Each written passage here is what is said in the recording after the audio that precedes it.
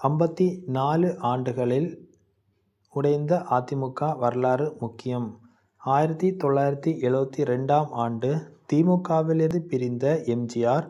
அதிமுகவை தொடங்கினார். கட்சி தொடங்கிய சில ஆண்டுகளிலேயே, அதாவது 5 ஆண்டுகளில் 1977 சட்டப்பேரவை தேர்தலில் வெற்றி பெற்று ஆட்சியை கைப்பற்றினார்.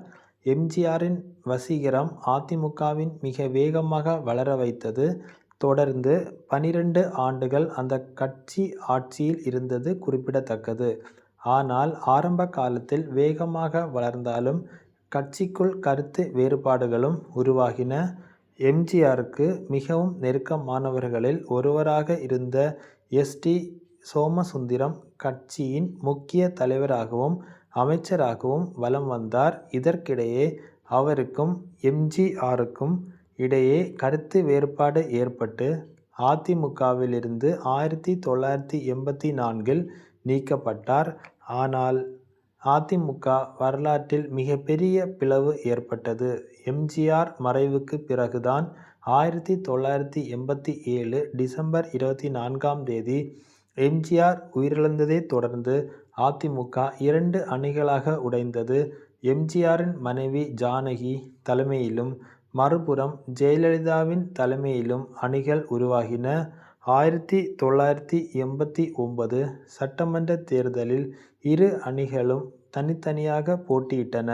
ஜெயலலிதா அணி 27 இடங்களிலும், ஜானகி அணி 2 இடங்களிலும் மட்டுமே வெற்றி பெற்றது.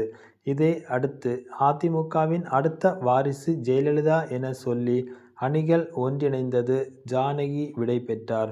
கட்சி ஜெயலலிதாவின் கட்டுப்பாட்டுக்குள் சென்றது. ஜெயலலிதா தலைமையிலும் கட்சிக்குள் பல்வேறு கருத்து வேறுபாடுகள் உருவாகின.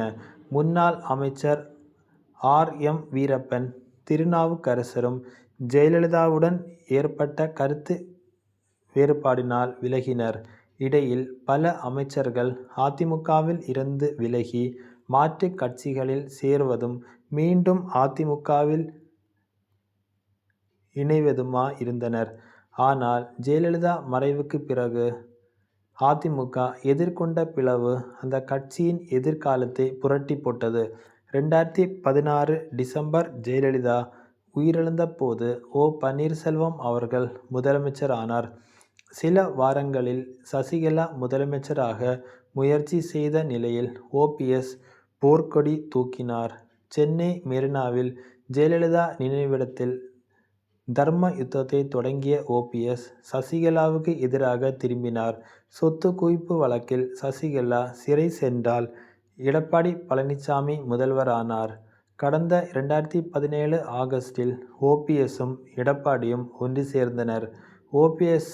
துணை முதலமைச்சராகவும் கட்சியின் ஒருங்கிணைப்பாளராக பொறுப்பேற்றார். இதற்கு இடையே டி.டி.வி. தினகரன், சசிகலா அதிமுகவிலிருந்து நீக்கப்பட்டனர். இதனால் அதிமுகவின் முக்கிய வாக்கு வங்கி உடைந்தது. 2021 சட்டப்பேரவை தேர்தலில் அதிமுகவில் ஒற்றை தலைமை விவகாரம் தீவிரமான நிலையில் எடப்பாடி பழனிசாமி கட்சியை கைப்பற்றி ஓ.பி.எஸ்.ஐ வெளியேற்றினார். இதனால் மேலும் அதிமுக பலவீனமடைந்தது. 2026 தமிழக சட்டப்பேரவை தேர்தலுக்கு பிறகு 47 இடங்களில் வென்றது. இதற்கிடையே அதிமுக திமுகவுடன் கூட்டணி அமைக்கலாம் என்ற தகவல் கட்சிக்குள் பெரும் அதிர்வலைகளை ஏற்படுத்தியது. இதனால் எம்.எல்.ஏ.க்கள் C. Vijayabaskar, M. R. Vijayabaskar, Maragatham Kumaravel, Isakki Subbaiah பதவிகளை ராஜினாமா செய்துவிட்டு தமிழக வெற்றி கழகத்தில் இணைந்தனர். இதற்கு முன்னதாக செங்கோட்டையன் உள்ளிட்ட முக்கிய தலைவர்கள் கட்சியில் இருந்து நீக்கப்பட்டு அவர்களும் த.க.வில் இணைந்தனர். தற்போது வேலுமணி, சி. வி. சண்முகம் தரப்பு தனி அணியாக செயல்படுகிறது. இப்படி அதிமுகவின் 54 ஆண்டுகால வரலாற்றை திருப்பி பார்த்தால் அந்த கட்சி பிளவை சந்தித்தது புதிதல்ல என்பது தெளிவாகும்.